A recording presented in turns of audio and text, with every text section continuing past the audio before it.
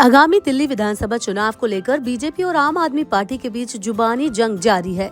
दोनों पार्टियों की ओर से एक दूसरे पर तमाम आरोप लगाए जा रहे हैं, लेकिन सबसे ज्यादा चर्चा शीश महल की हो रही है। भाजपा ने कहा है कि आपके मुखिया अरविंद केजरीवाल का घर शीश महल की तरह है। वो वहां पर आराम से रहते हैं और जनता से झूठे वादे करते हैं।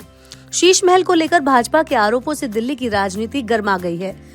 बीजेपी प्रमुख वीरेंद्र सचदेवा ने हाल ही में दावा किया कि केजरीवाल ने सीएम रहते हुए शीश महल बनवाया।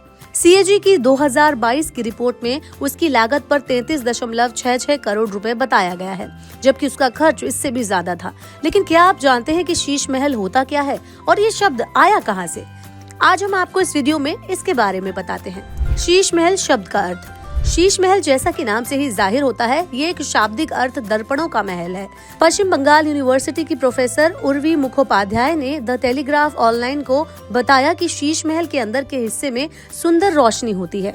उन्होंने बताया कि रोशनी और शीशे का प्रभाव शीश महल में शीशा न केवल भव्यता की भावना पैदा करता है, बल्कि सूफी सिद्धांतों से भी प्रेरित है, जहां लाइट की पावर महल की खूबसूरती को और बढ़ा देती है। मुगल काल में ज्यादा होता था निर्माण।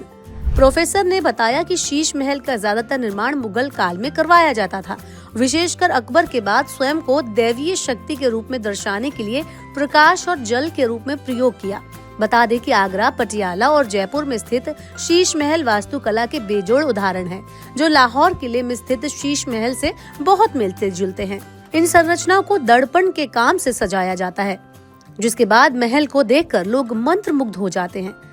राजस्थान के आमेर किले और मध्य प्रदेश के ओरछा किले में भी शीश महल हैं।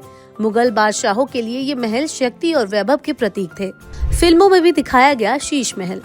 भारतीय सिनेमा में फिल्मों में भी शीश महल में शूटिंग की गई है। मुगले आजम का गाना प्यार किया तो डरना क्या के दौरान अनारकली के विद्रोह से ये दृश्य बाधित हो जाता है। मुगल काल में शीश महल सत्ता के प्रतीक के रूप में देखा जाता था। ये अनेक आईने न केवल उसकी शक्ति को दर्शाते हैं, बल्कि उसकी कमजोरियों को भी दर्शाते हैं, जिन्हें अनारकली चुनौती देती है। कहा जाता है कि शाहजहां को शीश महल के निर्माण का मास्टरमाइंड कहा जाता था। उन्होंने लाहौर किले में शीश महल का निर्माण कराया था। ये महल बादशाह और उनकी रानियों के लिए एक विश्राम स्थल था।